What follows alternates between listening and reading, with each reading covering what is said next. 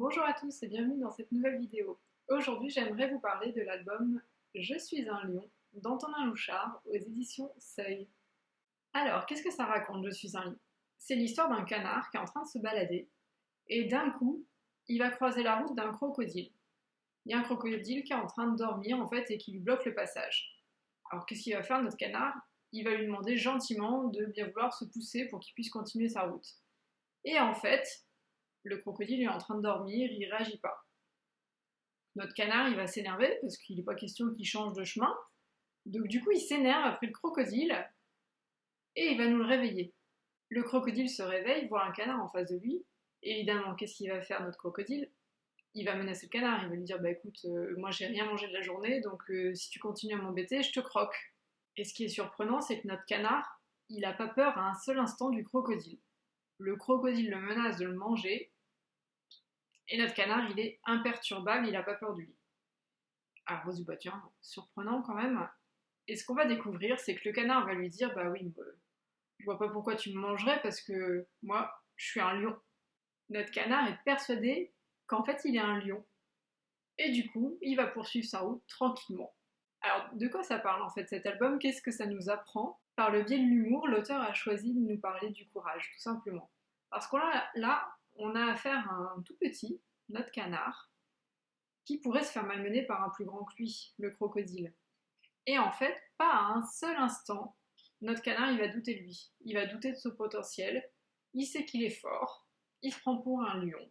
Il est un lion d'ailleurs. Et il voit pas pourquoi il aurait peur d'un crocodile. Donc on aborde vraiment le thème du courage et de la confiance en soi.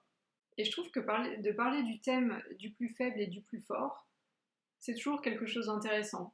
Là, on est sur un album qui s'adresse vraiment aux plus petits, mais c'est bien de déjà aborder ce genre de problématique avec les enfants.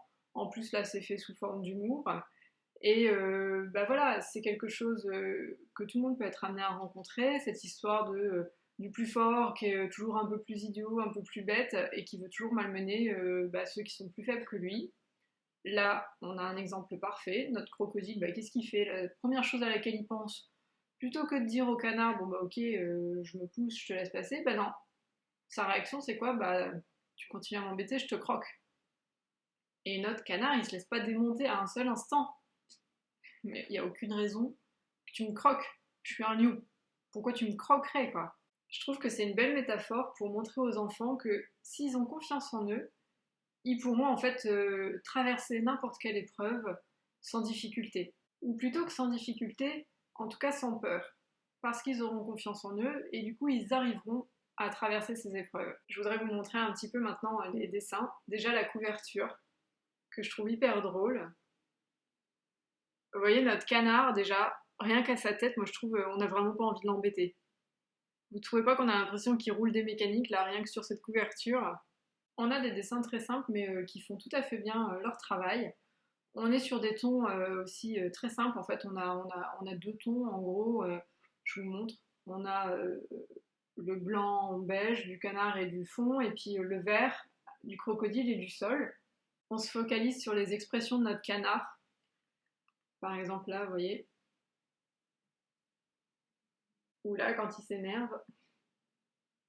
Je vous montre un autre exemple.